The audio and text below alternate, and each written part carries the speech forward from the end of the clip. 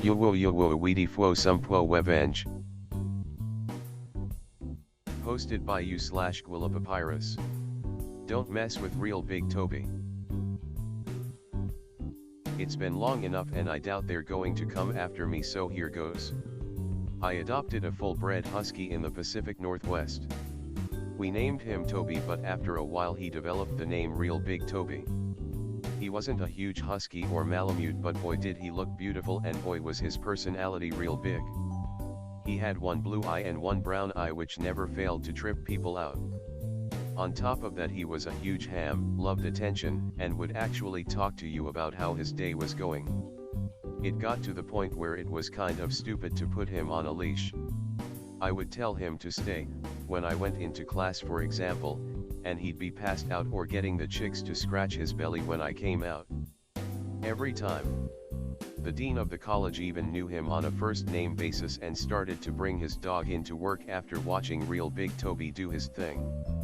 At the time I lived in a mountain town, attended college, and was an avid mountain biker, so having a dog that would happily and easily do 30 miles in a day was cool. He would follow us everywhere we went. My mountain bike was my only source of transportation, so we became very in tune with one another. He was a husky, after all, so you could tell when he ran that this was exactly what he was born to do. Toby was such a super good boy. He listened, paid attention, and never left my side. He had a seat designated for him on the deck at the local coffee shop, which meant you had to walk by him and try to resist giving him a scratch if you wanted to go inside. It got to the point where just about everyone in this fairly small town got to know Toby on a first-name basis. Every once in a while on mountain bike runs we would get separated, or Toby would just get sidetracked on the way down the hill. It was such a small town that, in the few times it happened, he was back with me by the end of the day. The police all knew him from around town, the pound knew him, so if anyone called they'd just give them my number. One day it happened again. He got lost on the way down the hill. Only this time, he didn't come back. No call. Nothing. 4 days. It got to the point where I started asking around town. If you've ever lived in a small town, you know, it's hard to keep a secret. After about a week, a friend says he saw Toby and tracked the guy down and gave him my number. He never called. After searching, trying to find this guy, I finally got a breakthrough. He worked at the college. Now, I am aware how stupid people can be when they receive an animal. Toby was ripped. You could see his muscles bulging out of his fur. He didn't have an ounce of fat on him because, you guessed it, he was in excellent shape. I fed him mostly a raw diet, and what kibble he did get was the best you could buy. The first thing out of this guy's mouth was to tell me that he's keeping my dog. You don't take care of him. You don't even feed him, and he's such a good dog. He will be better off with me, he said. I became enraged. Well, like I mentioned, he worked at the school I attended. I also mentioned the dean hammed it up with Toby on a nearly daily basis. I didn't mention I had the dean's home number, though, so a call Saturday morning resulted in Toby being returned to me later that day. This guy had the nerve to, along with Toby, bring me a 50-pound bag of the shittiest store brand of dog food you could buy. I bought you this so you could feed him. Rage. Come to find out, this guy was in charge of a research project for the school. It was very easy to figure out where his office was. I went to his office with a plan of returning his food and chewing him out in front of his colleagues. He wasn't at his desk, so I did the most natural thing I could possibly do. I turned the 50-pound bag of dog food upside down on his desk, computer, stacks of papers, to the point where it formed a perfect mountain on top of his keyboard. Truly an awesome sight. Knowing loose lips sink ships, I didn't tell anyone but my close friends. The school brought misconduct charges against me. The hearing was in front of a board of other students and staff, and well, I don't know what happened to the bag of dog food.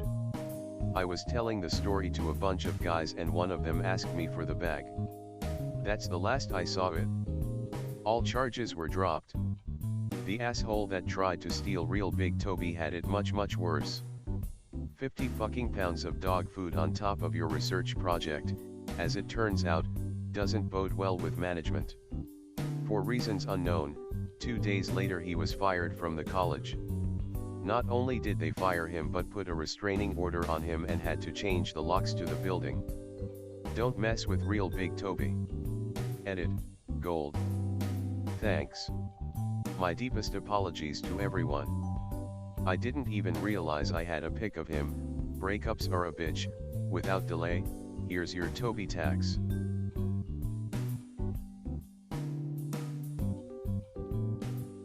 Posted by you/Count Mountjoy.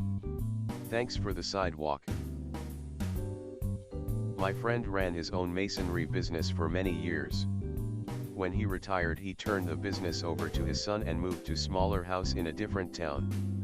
About a year later, the town announced a plan to install sidewalks on his street and solicited bids for the job. His son submitted a bid. The supervisor of public works rejected it. He claimed that since property owners would eventually pay for the work via a special assessment, his participation was a conflict of interest. The winning bid was significantly higher than his son's. He did some research and found that they were in the middle of a 10-year plan to install sidewalks throughout the town. All the contracts were awarded to the same 3 contractors on what appeared to be a rotating schedule. To an impartial observer, it might look like the contractors were taking turns submitting the low bid. But of course that would be illegal/s. There really wasn't anything he could do. Collusion and price fixing are very hard to prove. When work commenced, he kept an eye on the progress. At first it was just professional curiosity, but he saw that corners were being cut. So he started photographing the work. When he saw, for example, that the amount of subbase was less than required by code, or the concrete was too thin, he reported it to the contractor and the town. They said that he must be mistaken since the building inspector was on top of things. But for the duration of the project he didn't see the inspector once. Who knows? Maybe he does his inspections at night. Then things got nasty. The cement truck accidentally drove across his lawn and wiped out his wife's rose bushes. Another time a truck accidentally took out his mailbox. Evidently the building inspector signed off on the job because the contractor was paid and the town sent out the assessment notices. His came to more than $6,000. He hired a licensed engineer who inspected the work and found numerous deviations from the spec. His attorney appealed the assessment, citing the engineer's report, the photographs, and a record of all the complaints he filed. His neighbors also appealed their assessments. The town had no choice but to suspend the assessments while the matter was investigated. They sued the contractor, and put the rest of the sidewalk plan on hold. The supervisor of public works and the building inspector suddenly resigned. 3 years later the sidewalk is still there, although it has sagged and cracked just where he predicted. He and his neighbors haven't paid a dime. Posted by you/stuttering0et. New boss takes it in the neck. Years ago, I was the manager of an elite help desk team for a large computer manufacturer. This was the coolest job because of the perks. I got to handpick the best of the best techs to work in my department because we charged $2 per minute for support. We would support anything that anyone was willing to pay us $2/minute to support. Each tech had the potential to earn the company $960 per day, which is a big deal because tech support is not usually a profit center for any company. The reason I'm explaining this is because I was required to give up 2 techs for their entire shift in order to run a complex report for my bosses, which cost them, potentially, nearly $2,000 per day. The company IT department had not been able to automate the creation of this report, so they gave it to me to deal with.